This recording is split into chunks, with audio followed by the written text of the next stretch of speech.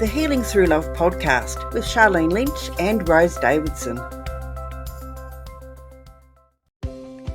In episode 116, join Naomie Thompson and learn how to attract the love of your life, overcome past relationship patterns, and believe in love again. So learning how to feel, especially if you've been through something painful like a big divorce, a painful separation, infidelity, learning how to feel all of that is going to help you move forward so quickly. And learning how to feel is like feeling your emotions, feeling the pain you're going through, the sensations in your body, feeling what the relationship you want feels like. You know, how do I want to feel in the relationship I want? We can think in our head, oh, he needs to be financially secure, and I love a tall man, and I love someone who's university educated. We can have all those thoughts, but they are not going to get us the kind of relationship we want. So the first real key is like learning to feel, how do I want to feel? Welcome to another episode of Healing Through Love. Each week, we share ideas, experiences, and resources to increase the awareness of domestic and family violence and to empower survivors to grow and thrive. We talk with experts who share their advice, or with people who have experienced abuse, no matter where they are on their journey. This is all about healing through love. And now, here are your hosts, Charlene Lynch and Rose Davidson.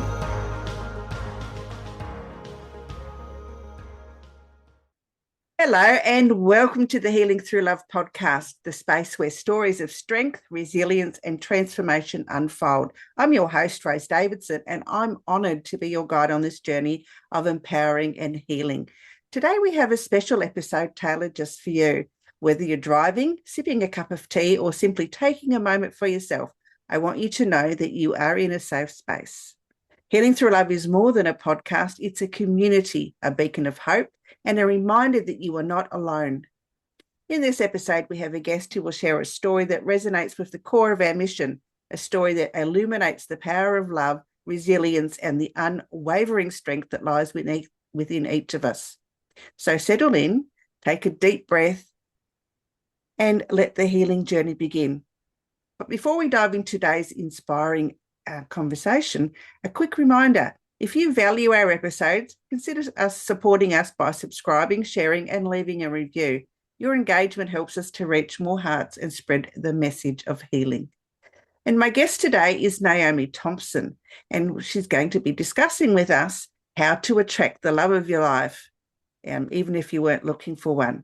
And Naomie has helped accomplished women dating after divorce or a lifetime of wrong relationships, and she's helped them to meet and marry the love of their lives. She has personal experience in rising above after infidelity in her marriage, divorce, and dating as a single mum in midlife, and now having the best relationship of her life. Naomie, thank you so much for joining us today, and welcome. Thank you. It's my pleasure to be here. Yeah, so tell me, we had heard in the introduction that, you know, you had some infidelity in your marriage and you're now divorced. So how, having survived that, how have you been able to attract the love of your life? Well, I would say there's some really important, you know, whether or not we've all had kind of relationship ups and downs. We've all had rocky roads, whether or not these were through our teenage, whether it's in our 20s, whether it's in our 50s and 60s. For me, it was in my 40s. And I would say, as a woman, one of the most important things to do is to understand the difference between masculine and feminine energy. For some people, that'd be a completely new concept. They think masculine is manly, feminine is feminine, and that's it. But actually, something I work with is a concept that just blew my mind when I started learning about it. So masculine energy is about action, thinking, doing, problem solving. It's like nurturing. It's the energy we bring to mothering, bringing up our children. That's all about, we have to be in our head. We have to think ahead. We have to plan, strategize, work things out. Our feminine energy is about feeling instead of thinking, being instead of doing, receiving instead of giving. And what happens is in relationships, as it did in my marriage, and so many women I know, we feel that we think that we're going to get more love, and we think we're going to get attention and appreciation and praise by the things that we do. If I achieve well, we get good grades at school, we get applause, we get praise for that. The problems come when we start bringing that into our relationships, and when we start bringing that into our marriage. And so many women may relate to starting to sometimes feel like, I just feel like his mother, you know, and it's not your fault and it's not his fault. Sometimes it is just a lack of understanding about the masculine and feminine polarity and how important. This isn't about being a 50s housewife and being submissive and passive. This is, you know, feminine energy is strong, and it's learning. And for me, it was learning, oh my goodness, am I constantly doing this? This will really help your listeners. Am I doing the ABCs? Am I advising him, suggesting things, planning things for him, booking his doctor's appointments? Am I doing all of the mothering things? The B, am I blaming him? If I'm not happy and dissatisfied about something, am I blaming him? And the C is criticizing. Am I constantly criticizing him, hoping that that will make him be better in some way? I mean, I cringe almost as I speak because I can really recognize how I used to do that. So what I really say to women, one of the first steps to finding the love of your life might feel a bit unexpected, but as a woman, it's learning how to feel. Because when we've spent our life learning how to achieve, learning how to accomplish, learning how to do good things for other people, we are up in our head and we're up in our thinking. When we learn how to feel, we can be so much more connected to the people around us because we're so much more connected to ourselves. So learning how to feel, especially if you've been through something painful like a big divorce, a painful separation, infidelity, learning how to feel all of that is going to help you move forward so quickly. And learning how to feel is like feeling your emotions, feeling the pain you're going through, the sensations in your body, feeling what the relationship you want feels like. You know, how do I want to feel in the relationship I want? We can think in our head, oh, he needs to be financially secure, and I love a tall man, and I love someone who's university educated. We can have all those thoughts, but they are not going to get us the kind of relationship we want. So the first real key is like learning to feel, how do I want to feel? I want to feel like I can breathe out. I want to feel safe knowing that he's not going anywhere, that he's committed to me. He wants a family, or he's a family man already, and we bring our families together.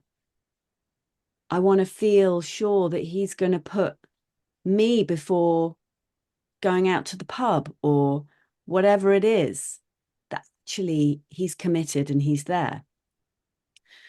So, you know, I would say, and I know it's deep and we kind of dive in deep straight away, but actually it's profound. You know, when a woman just learns how to connect with her feelings, she's connected to herself and her real, true self.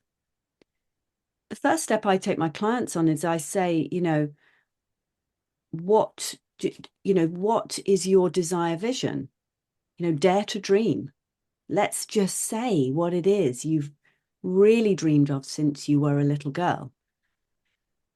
But what we do is sometimes we think, oh no, I just need to settle for this. This is what my parents had. So actually learning, well, how do I want to feel in a relationship? So, you know, that would be the first way of healing through whatever you've been through in life, and the first step to getting the love you want. It's really important, I think, is if that we acknowledge our feelings and that we project those feelings. I mean, positive feelings I'm talking about. And like attracts like. I think if you project those feelings, then you're going to receive those feelings back from whether it be a man or a woman. I mean, Yeah, we're not just talking about heterosexual relationships of here. course. So you've got to be true to yourself and know what you want. I think that's really important, and don't take second best, don't take less than you deserve. Exactly. And there's a real difference between settling for and settling in. Settling, often we think we're settling for a relationship if for some of my clients, they go, oh, he's got to be really tall, and they think they're settling if he's not tall. Or I would say settling, the true definition of that is when we settle for less than we want emotionally. So, we've got a guy who or a partner who struggles with and is not willing to get any closer, to talk about things. Maybe they're unkind at times. They can be harsh and abrasive and unkind. Or they are regularly unfaithful, and they'll say they won't be, but they are. They lie. That to me is settling. When you've got someone in front of you who's really ready for a relationship, committed to you, really wants to make it work, they're kind, they're loving. That for me is how we need to learn to settle in. We need to learn to settle into that kind of relationship. And so many of us actually, when it comes down to it, are quite afraid of that. Our radar can be set for people who are a bit more unavailable, because on a deep level that feels safe. So it's the process of learning how to settle into a really safe, loving relationship. And especially if any of you have got to your 40s, even your late 30s, 40s, 50s, and you haven't found the relationship you want, maybe something to look at. Go, actually, I thought I knew my type, but maybe take on the idea that you don't know your type, and you're programmed to go for a different kind of partner, whereas than will meet your relational needs. Yeah, I think that's really right. They've got to meet your emotional needs, and if they don't, then don't settle for that particular relationship just because they tick all the other boxes. Emotional stability is so important in any relationship, whether they be with the partner or with children, or children need to feel emotionally safe. And if you don't feel that in your adult relationship, then I think you are settling, and perhaps you haven't ticked that right box. Yeah, exactly. It's crucial. It's like learning to be turned off the guys who you had high chemistry with and who you feel yourself kind of drawn towards, and then learning to be turned on to the steady, reliable, loving guy who can actually give you that safe, solid, loving relationship that, let's face it, I mean, I know, as you say, it may not be a guy, we're not just talking about heterosexual relationships, but it's knowing that your partner, at first, you may, anyone listening, if you're dating and you've had old patterns of going for the same kind of partner again and again, actually, you may find that the people who are really nice and great and loving, you may at the moment find them boring. And you may find yourself saying things like, oh, they're really nice, but I just feel like we're more like friends. Or they're really, such a nice person, but I'm just not feeling any chemistry. And that is the point where you can really heal. Dating can be a healing process where you learn how to be turned on to someone who is more solid, because chemistry feels exciting. but chemistry doesn't, very rarely grows to compatibility. Whereas when you start with compatibility, chemistry can grow. Doesn't always, but in a lot of cases, chemistry grows. And when you've got compatibility and chemistry, then you've struck gold. You've really struck gold. Absolutely. Naomie, there's a point in especially when we get to our 30s, but I'm talking maybe 40s, 50s, and 60s, when if you've been in a relationship or been married for a number of years, 20 or 30 years, and the marriage breaks up or the partnership breaks up, how can we then go out with confidence and attract that love of a life that maybe wasn't there in the first place with previous partner? Okay, so the first thing to take on board is what I said about knowing what you want, and not just knowing what you want in your head with the tick boxes, but knowing how you want to feel in that relationship. And the next is dating like it's not your whole life. There's a word I love, and I think we all need to learn more how to be more stoic in life, but in relationships. And when you look at the marriages in your life that have really endured, the people you see, maybe there's friends who they've come through so much, in their lives, but they've stayed together. There will be stoicism present. And that also can start in the dating process. So I said to a client the other day, I said, could you try and see dating as like a side hustle that you're not going to give up on, but it's not your whole life. So the important thing here is to do things in your life that you love. And I know that sounds really obvious, but make sure you nurture your relationships with your friends. Make sure, you do the things you love. If you've been married and you found that you gave everything to your marriage, actually, what did you do before you were married? Did you love playing tennis? Did you crochet? Did you just hike and love it? And did all of that go by the wayside? So what I'd say is rediscover and discover, new passions and hobbies, whatever that may be. Swimming in the ocean, anything that's going to get you connected with your senses, help you feel alive. Date your life. Date your life. Have a hot date with life. And the more you do that, and the more you do hang out with people, one step that I had very clearly for people recovering from infidelity was choose your allies. Choose the people around you.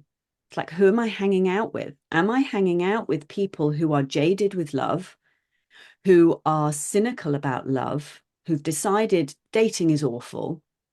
Or are you hanging out with people who are in great relationships? Are you hanging out with people who are on the same path as you and believe that it's possible?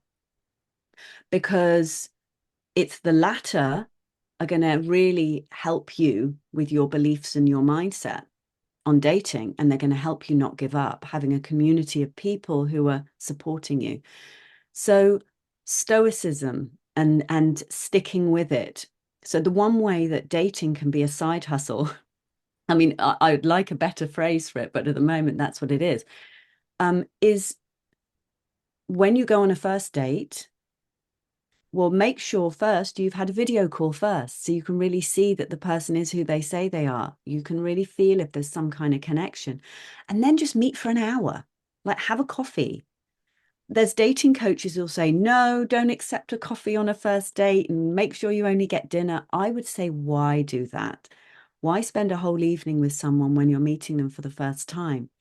Have a coffee with them. Make sure you look good enough, but you don't have to put in a whole ton of effort with a new outfit and a full face of makeup, but just feel good in what you're wearing.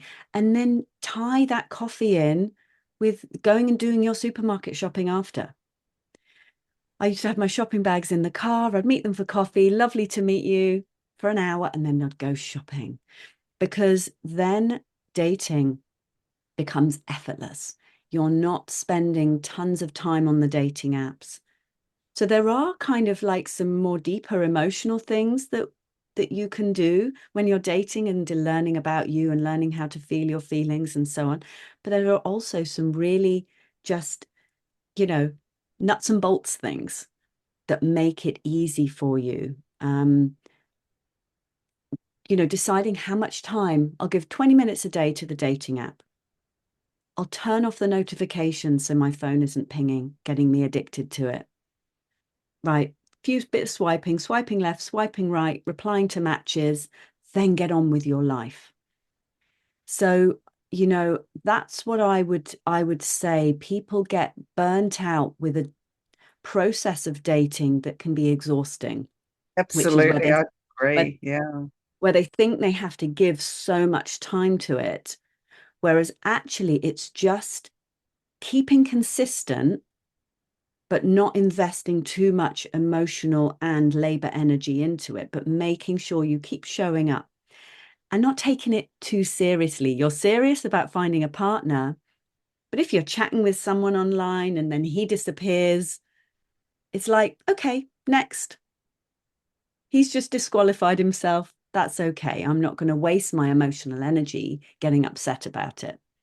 Yeah, I like the idea about going out for a coffee before you go on a dinner date, because there's nothing worse than sitting at a dinner date for 2 or 3 hours, and you have nothing to say. You're not compatible in any way, what shape or form, and you don't want to be rude and get up and walk out. So you endure the 3 hours, and you feel emotionally exhausted at the end of it, because it was such a letdown. So having a coffee for an hour or so, I think, is a great idea, because you can get the lay of the land sort of, and a feel for if that person is going to be worth a 3 hour dinner date. Exactly. And you can get creative with dates. I mean, in during COVID times, when I would just go for walks with people. And when the coffee shops were open, you could just get a takeout coffee and sit on a bench by the river. Yeah, And we would just walk. And so you really absolutely. can. And, shopping. I think I was looking for a present for someone and someone wanted to meet me. And I said, well, I'm looking for a gift for my sister. You can come with me. And we just went around the shops. You just get a feel for a person. And that's what you're doing to start with. Because Yep, otherwise, absolutely. what happens, as you said, you meet someone for 3 hours and then you think, I can't do that again. And the important thing here is this is your precious life. And having a partner is a delight and adds to our lives. And I wouldn't want for anyone that just a few tweaks to your dating could actually change everything and go. Otherwise, you could, if you fed up with dating and burnt out, you could end up giving up on meeting the love of your life. Whereas actually just making a few simple changes to the way you date keeps you open to love and keeps you visible. So your partner can find you. Absolutely, yes. Naomie, where can people find you if they want to take up your services or just find out more about what you do? Yeah, they can find me at naomiethompson.com. Naomie is spelt sort of different from usual. It's NaomieThompson.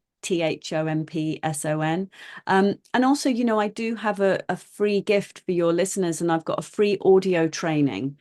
It's the 5 keys to attract the love of your life. And it's so much of the foundation of what I learned, my process, and what I do.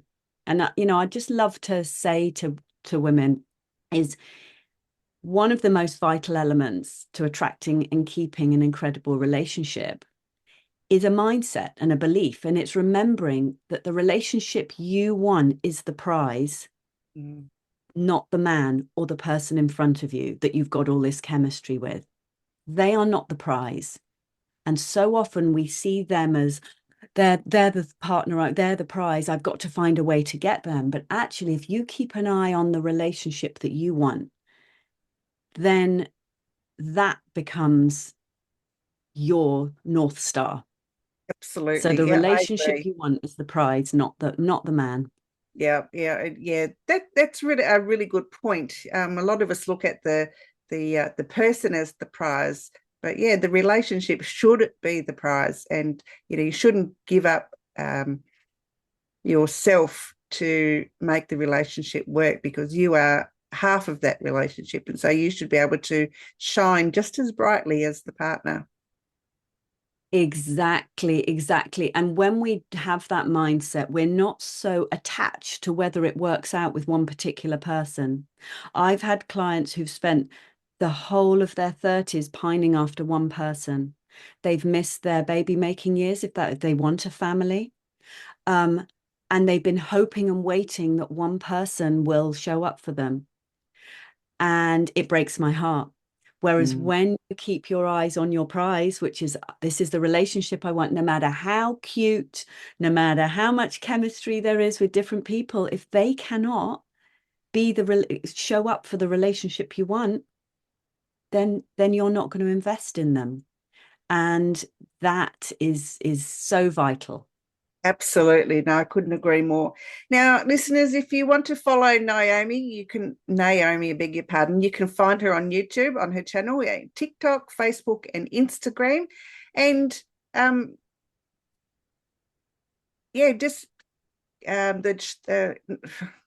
links will be in the show notes so that you can click on them and you can follow Naomie.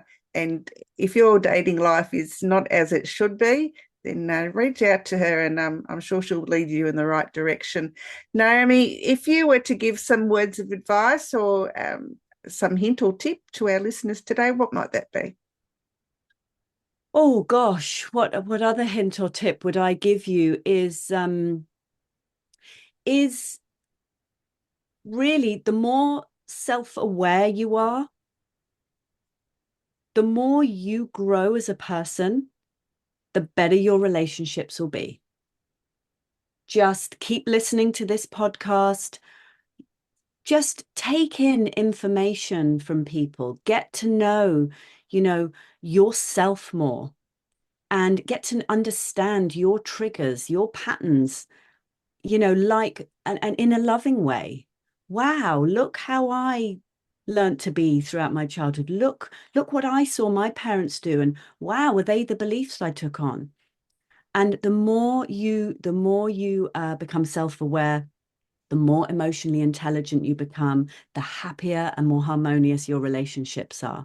And you don't have to spend a lot of money doing that. You can just listen to this podcast, follow my YouTube channel. There's so much free advice out there as well. So that would be one of my biggest tips. Thank you for sharing that, Naomie. It's been an absolute pleasure listening to your advice today. I think if we all took a leaf out of your book and progressed ourselves and looked within ourselves and find that love that we should have for ourselves, we can always find that relationship that we're seeking and make sure that the relationship is the prize and not the person. Absolutely. Thank you so much for your time today, Naomie. My pleasure. Bye-bye for now. Bye-bye. Thank you for joining us for this episode of Healing Through Love. You can get further resources, see the show notes, or simply reach out to us via our website at htlaustralia.org. Thanks so much for joining us, and we look forward to your company next time on the Healing Through Love podcast.